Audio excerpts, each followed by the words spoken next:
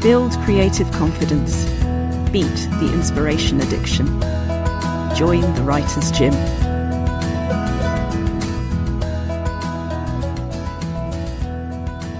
Kim Newman is an award-winning author, critic, broadcaster and journalist. He's a long-time collaborator of mine over the Green Ink-sponsored Write for Macmillan Cancer Support. And what I absolutely adore about Kim's career is that you can see what he loves in all of it, whether he is reviewing work, novelising people who love what he loves. The sense of humour, the passion for his subjects makes him the best person to speak to about loving what you do and doing what you love. There's a wonderful quote at the top of the Kim Newman website from Eugene Byrne in the introduction to Unforgivable Stories. If you remember the fashions of the 1970s, you'll recall that in winter, chaps wore anoraks, crombies or parkas. Kim wore an opera cape. For me, that's the best introduction I could give you to what I think is probably my favourite way to live, which is to show up as yourself in all of the ways, not least. Has it been a writing day, Kim? Have you been working? Yeah, not much, but I mean, I'm still not. I'm waiting for editorial notes, so I can't start anything big. So I'm just doing bits and pieces. Kim, one of the things from the Writer's Gym point of view that is most important to me and sort of how I started doing the things I was doing, creative confidence, growing your writing life and beating the inspiration addiction. One of the things that I liked best reading the Johnny Alucard website was the biog paragraph near the top when you're talking about family and education, where you declare, I have never held down a conventional job. And yeah, that's still true. Yeah. Every time I read that, I remember being in my 20s and not having got the vibe that actually that was fine. I was still trying to get into a very sensible shaped box. Was it like that for you ever, or did you just realise, no? I'm the second generation in my family to have to work like this. My parents were potters. My dad was a sculptor. So I grew up with them working for themselves rather than doing proper jobs. And I think even they had Mum had done a little bit of work as a waitress, and Dad did sort of student stuff like working in an all-night taxi rank, making cups of tea. That's about it. And they did that when they were teenagers. Since before I was born, they didn't have conventional jobs. So it wasn't an expectation in my family.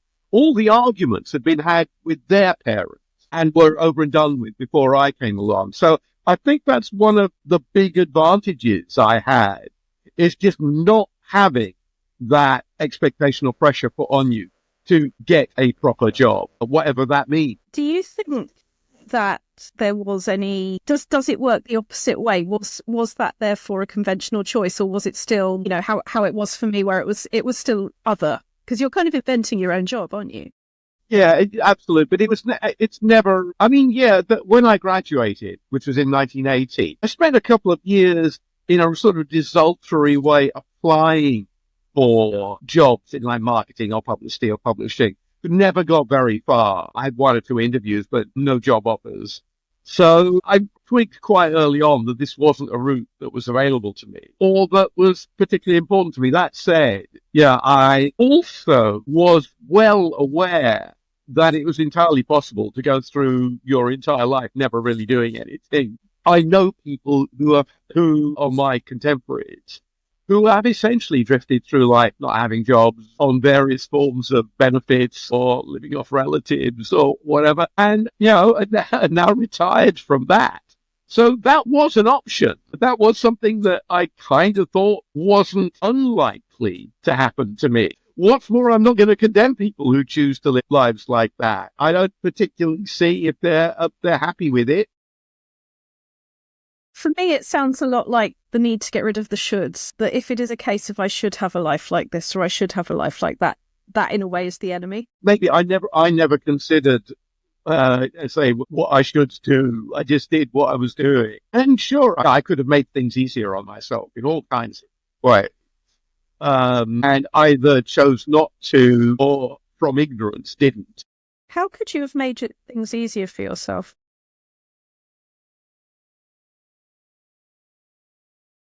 when I was at school, like everybody at school in Britain, you talk to a careers officer at some point. And I remember the careers officer saying to me that you could go into advertising.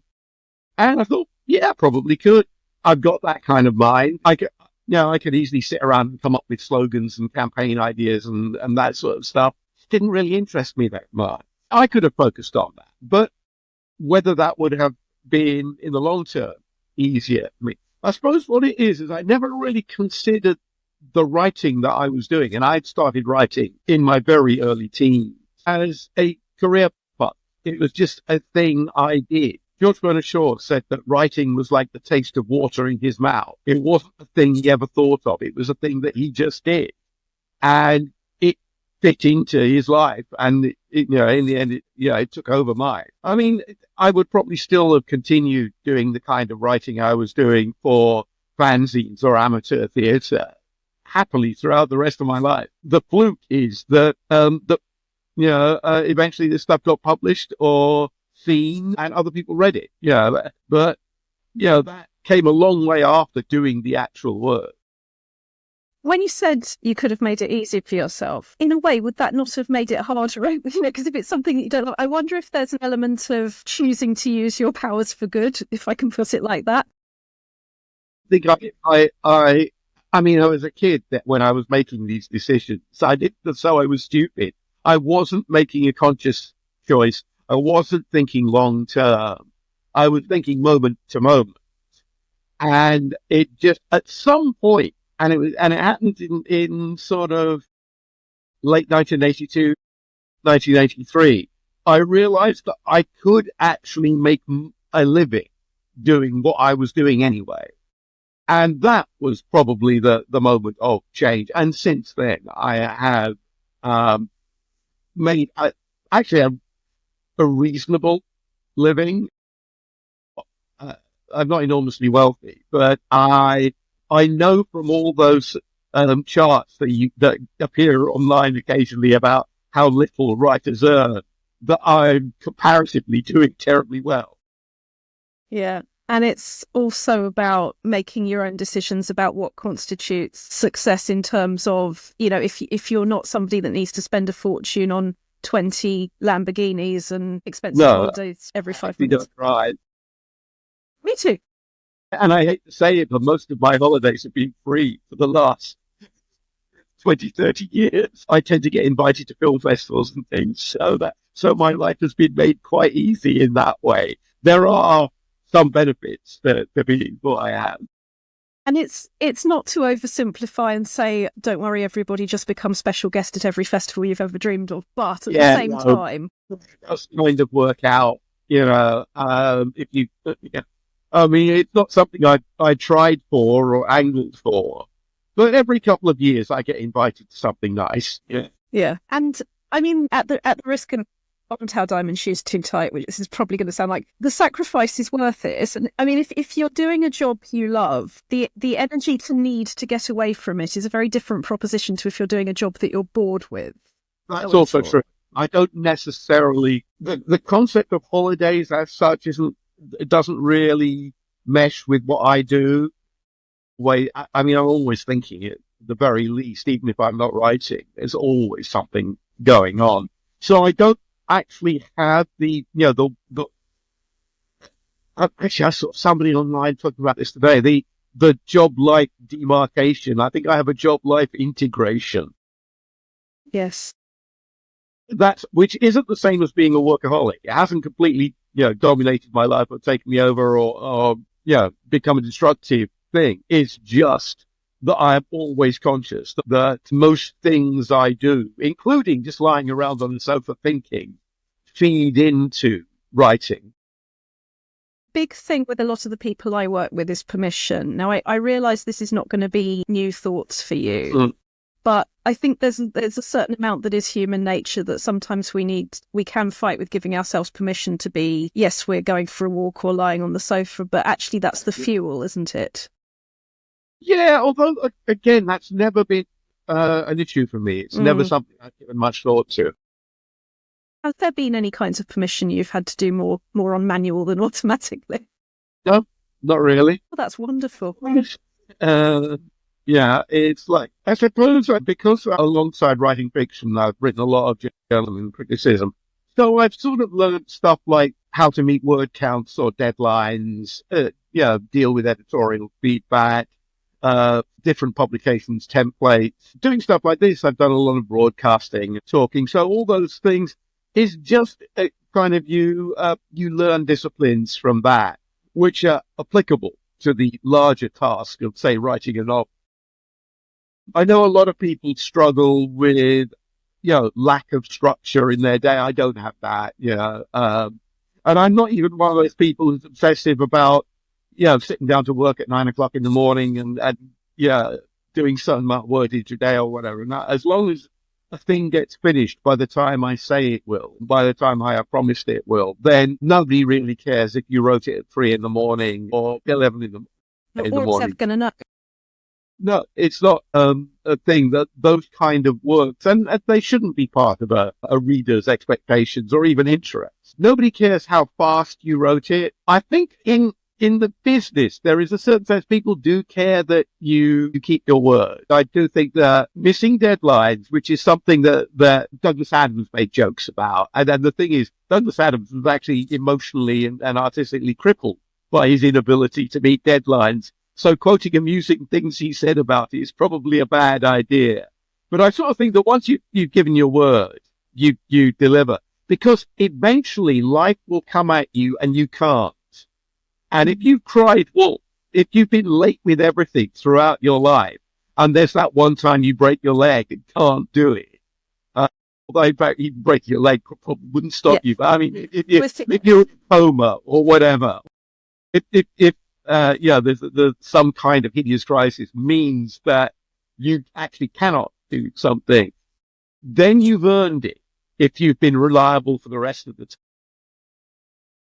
Absolutely. One of the things that we come back to again and again is seeking to be interested, not interesting, finding what interests you in your writing. And I do feel like your career is one of the most beautiful examples of that. I mean, not least that the identity that you've bonded with as Johnny so hard and Dracula. Tell us about the themes, or were there things you jettisoned? No, not at all. I mean, that's something I've now been exploring for over 30 years, that series, which is an intermittent series. It's not like a saga. It's not a one long connected story.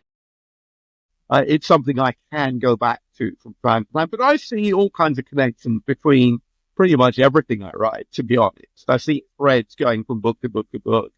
I found a place that enables me to write about things that interest me either momentarily or for long periods of time.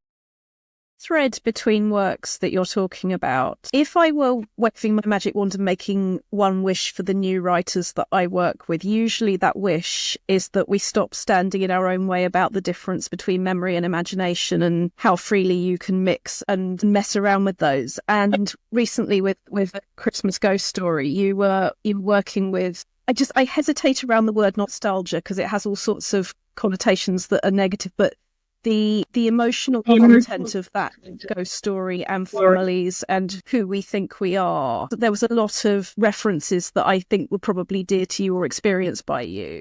Oh yeah, I mean, in order to write a story like that, I mean, it's about Christmas, and I had to draw on my own family or family and friends and my generation's experience of certain things about Christmas in order to make that story work. There were also other things about stories about storytelling and a narrative and sort of ideas that I wanted to play around with. But also I just wanted to write something short. Yeah, I mean, I'd been writing these long, complicated historical type stories, or in the case of the thing I was working on at the time, big fantasy novel. And for various reasons, I had to take a break. In fact, that's when I had to fail to deliver because I got COVID and I had a publication slot open. So I sort of said, well, if I wrote a novella in January, could we fit it in that autumn slot? And they responded to that. And I had this notion, which actually was it was a film outline originally. So I'd got that. It had to change a lot in order to become prose. But I wrote that in January last year for publication autumn last year. So it was nice to do something that was a fast turnaround. most of my books percolate for years before they get finished or even started in some cases. So I wanted just to do something smaller scale. And at some point after I did a book called An English Ghost Story, my then publicist Lydia said, "Why don't you write a Christmas ghost story?" And I finally did. So here it is. Yeah. But that means I had to address all the stuff that I thought of about Christmas ghost stories, and indeed about Christmas and ghosts and stories. So, yeah, it's very much answering every part of the question in the book. Yes, and that conversation around stories retelling themselves and finding different versions of them depending on what's going on for us. I do see how that is you being interested in the stories that have mattered to you being part of that story and continuing it. And it does, the lesson there in a way is don't be afraid to ask for what you want. You know, you said to your publishers, actually, I want to do this. You got curious about something new. I offered something to them, knowing that they have a hole in their schedule with my name on it. So that's slightly a different thing. I mean, they responded. They could easily have said, "No, we'll just wait a year," or "We don't like this, do something else."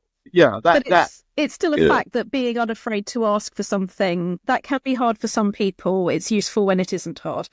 Another thing that is a conversation that I come back to around the ghost stories, something that I just truly loved, an English ghost story, not to pick favourites or anything, but what I've come back to again and again, among other things, is that not every author, and certainly not every beginner author, treats people like people. I think what I do love about how when you're mother figures, sisters, I have never felt with you that there's any sort of hat/mask putting on. They are all people. And I would love to say that is my experience of writing more generally, and it's not. Is that something that you think about? It's not something I think about, but it is something I work at. I mean, there are actually, there are some boring technical things that you do. I mean, actually, it's really, you can see it in A Christmas Ghost Story, which has two viewpoints, a middle-aged mum and a teenage son. And it's just a question of doing things like going through and keeping the vocabulary consistent. Because they're mother and son, they share a lot of language. But because they're of different generations and have different interests, they also have divergences. And it is just going through and keeping, a vocabulary consistent, and even ways of thinking, little verbal tics, types of references, things that one is interested in that the other isn't, and just keeping those come out. And it is sort of simple and mechanical, and I don't think you can do it unless there is an underlying sort of belief and sense in these people as people. But there are ways that you can finesse it, that you can make sure the reader picks up on it. I'm very big on point of view. I think it's kind of important that you don't have a bunch of characters who basically represent the author and have similar points of view. So I quite often try and do that. And that's sort of difficult if you're writing about a milieu of, say, a story where you have a bunch of people who are the same age, who have a shared language. Then you have to give each of them a quirk, Robbie Horse or something. And sometimes character arises out of plot. Someone's a coward because you need them to be, or someone's brave because you need them to be, for the story to work. But that's quite, that is a thing that you can address in the writing. And it's a thing that you can make work. Yet, when you are in a world like Something More Than Night, where it is so strongly based on people who existed and have shaped. I haven't done that often, but I did.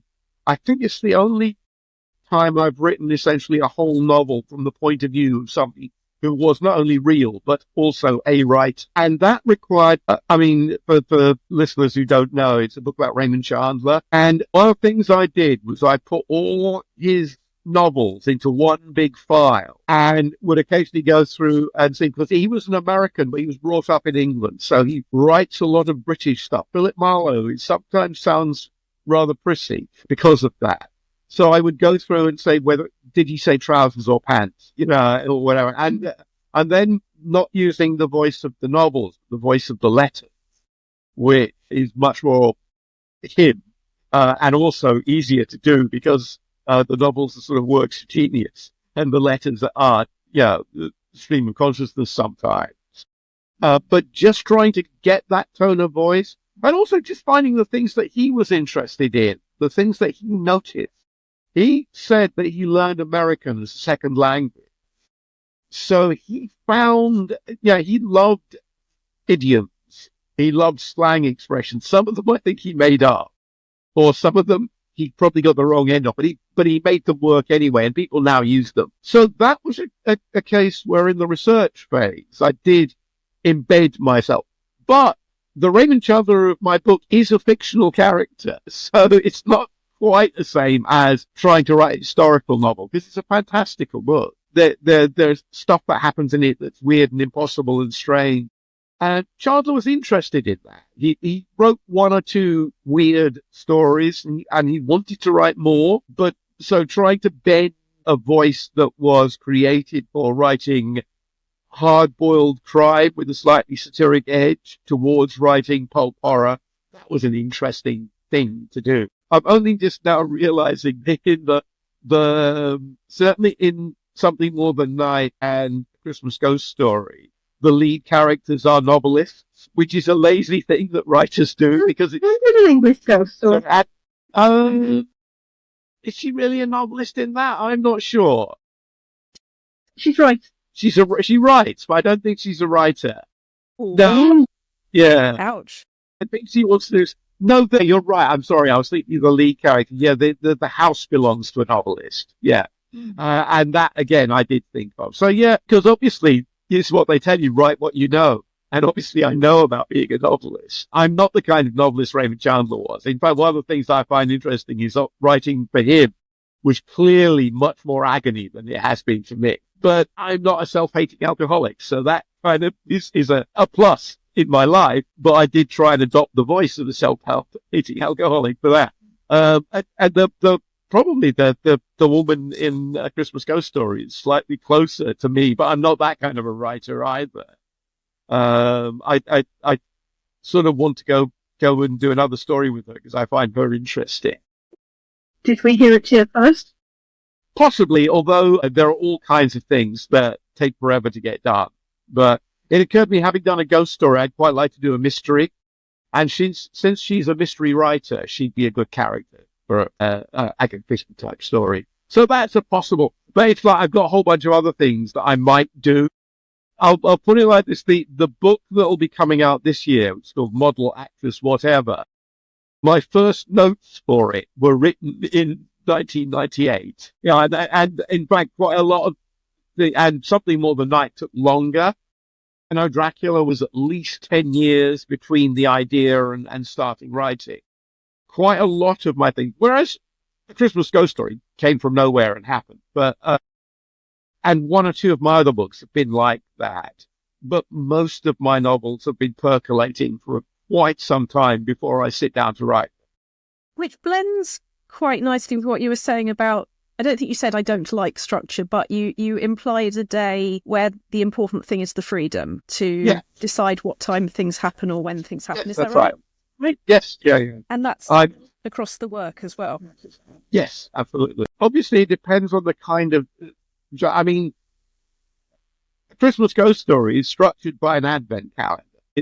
It takes place from December the 1st to December the 25th. So I had to map that out, and there are all kinds of, but also you kind of want to speed up at some point. So the first 3 or 4 days of December, lots of stuff happens.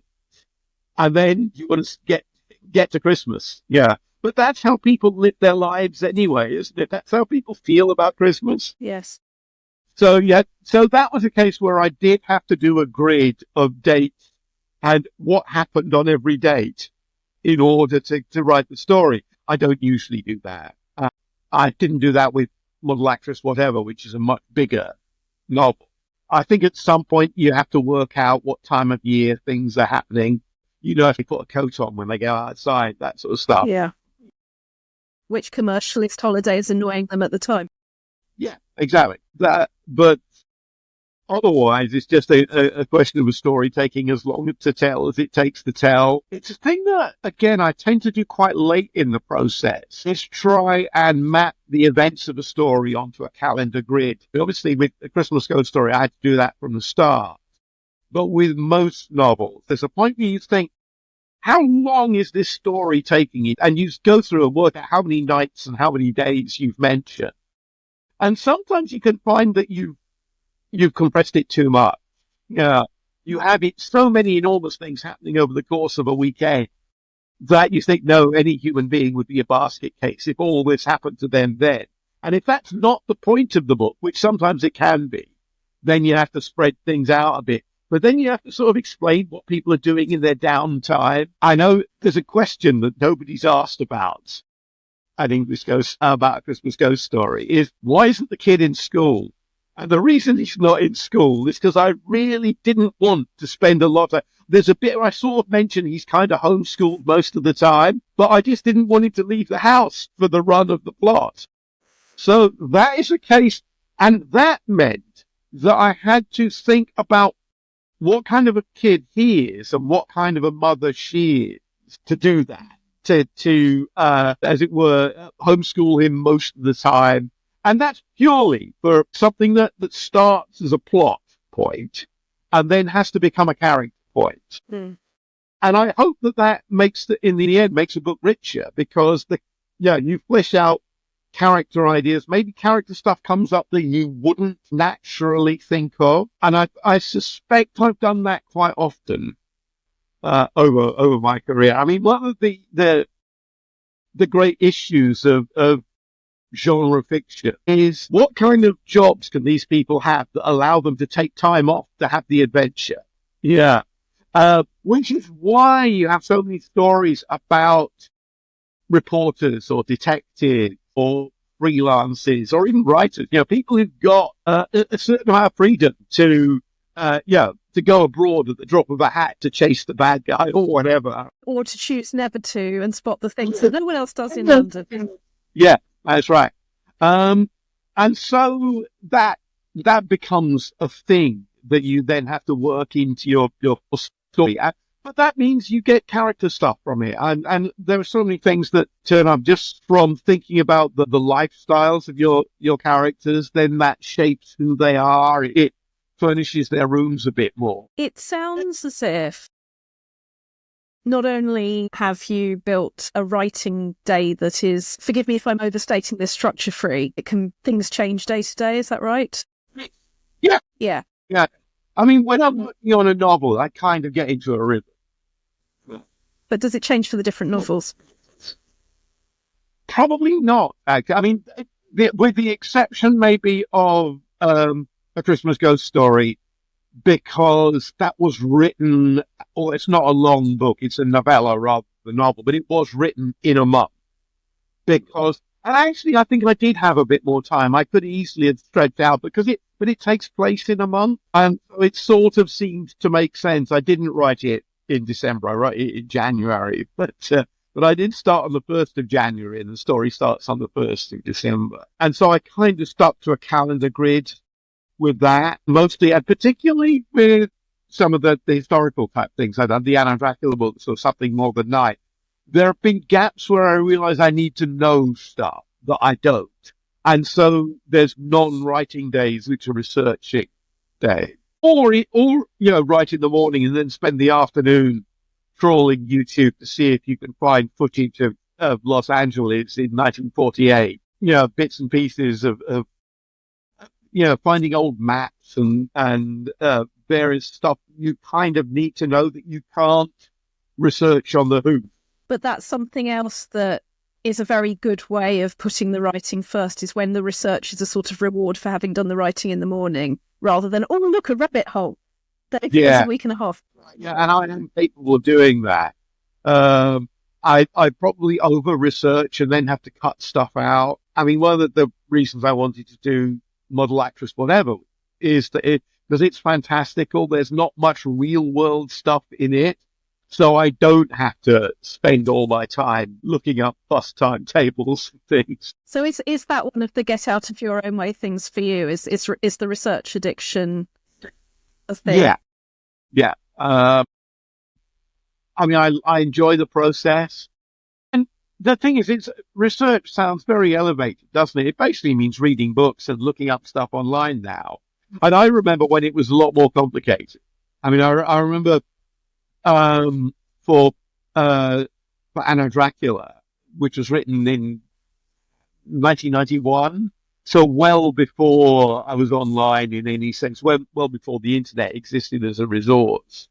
Having to do things like realizing I needed to know stuff, and I didn't know anybody who knew it, but I knew people who could tell me who knew it, and having to do phone chains to find somebody who knew about quite arcane aspects of Victorian life, which would now be on Wikipedia, which would now be a couple of clicks away of finding. You can argue as to whether the internet is reliable as a source of information, but it is there in a way that things that used to take several days to track down. I remember trying to track down the name of the chief clerk of the Bank of England, which was on a forged £5 note in one of my stories. And that was actually really difficult. And now it's not. Now you could find a list online. Yeah. So it's all come to the writing room rather than you having to go to. That's right. So that's right. It's a long time since I had to go anywhere to do research. Even for, I mean, obviously I've been to Los Angeles, but for something more than that, I didn't go back and walk around places or whatever. I mean, it was stuff that I did because. And it's an earlier book, Angels of Music, which is sort of about the Phantom of the Opera. It's like you can do a virtual tour of the Paris Opera House now. There's sort of room through all the labyrinthine parts of it, which is, of course, where the Phantom of the Opera is set. So that kind of stuff, you don't have to hop on Eurostar and pull strings to get a behind-the-scenes tour. Find all this stuff. It's now available. Whether that means that we now have books which are full of information that doesn't necessarily need to be there, that's another argument. Would you say anything about what's coming next? In terms of what this year has got in it, I'd love to hear about whatever you're happy to say about the books, but I'd also love to hear whatever you're happy to say about the writing of them and what it's going to look like and feel like. Model Actress Whatever, which took a while to write, as I say, I took a break because I got ill and wrote another book. But I got back to it towards the middle of last year and finished the draft, which is with my publishers, with Kath Treckman, my lovely editor, who's a wonderful person and always very sensitive. She will at some point give me a bunch of notes, and then we'll see how much the book has to change before publication towards the end of the year. I'm so close to it now, but I don't really have that much of an opinion, so I don't know how much work there is going to be. It's also a big, expansive book with lots of characters and ideas that could be developed in other works should people be interested. I would certainly be interested in going back and doing stuff with them. I've done 3 kind of outlines which have gone to my publisher, and we'll see which of them they like me to do next. I'd like to do them all eventually. And 2 of them are projects that have been on my back burner for years. And one of them is the follow-up to A Christmas Ghost Story, which is relatively new. And I've got a bunch of other things lying about I could pick up on. And also, I suppose I've started series. I mean, I don't at the moment have another Anno Dracula idea. But the last time I had to write an Anno Dracula story, I didn't have an idea until like the week before I started it. That's always there as a possibility. I'm at the same time working on a big non-fiction project, which gets fit in between other things. And I suppose that's about it. But currently my focus is on Model Actress Whatever. And getting all of these ideas out of your head and into the world, onto the page. Here it goes. Kim, it has, as always, been an absolute delight. If you could encourage or warn or beware at future writers, is there anything you would like to share? Probably learn how to pace yourself, learn how to meet deadlines, learn how to get stuff done. I mean, get stuff out of your head onto the page. That's kind of a main thing. All the things that are, every advice will give you. You sort of have to have something new about everything. You have to engage people these days on the first page. That is absolutely true. That's not the same as starting with a plane crash. But you have to have something there and work on the prose. I know it can be kind of tedious, but look at the shape of sentences. Don't repeat words too often. Think hard about stuff like character names. It's difficult that most people in their life have like one or two children they have to name. Authors have to name thousands of people over a career. So give some thought to that. If you're writing historical fiction, learn what names were actually invented recently, and you'll look an idiot if you put them in if you have a medieval character called Vanessa or Pamela. Don't. But also work out what names were popular in the 1940s if you're writing then. That's relatively easy to find out, because now there are lists of what names were popular, but also think about your character's parents and whether they would pick a popular name. Maybe they wouldn't if they're strange or unconventional people, or if they're in one of those families that likes to pass down embarrassing names to their children. Think about where your characters come from, what shapes them, before you get to the story, the adventure they're involved in. Remember that other people have different obsessions to you or different habits to you. It's not so common now, but you used to be able to tell if an author was a smoker by the fact that all their characters puffed all the time, And I know that there are probably things that in fact, as a non-driver, I know that I very rarely describe driving it, but sometimes you sort of have to, and I suspect there are howlers in that because it's not an experience I have. And thank you for making all that advice about making it fun, about making it interesting. Yeah, that's the other thing. Entertain yourself. If you don't do that, nobody else is going to enjoy it either. Brilliant. Thank you so much. Kim Newman, thank you for joining the Writers' Gym.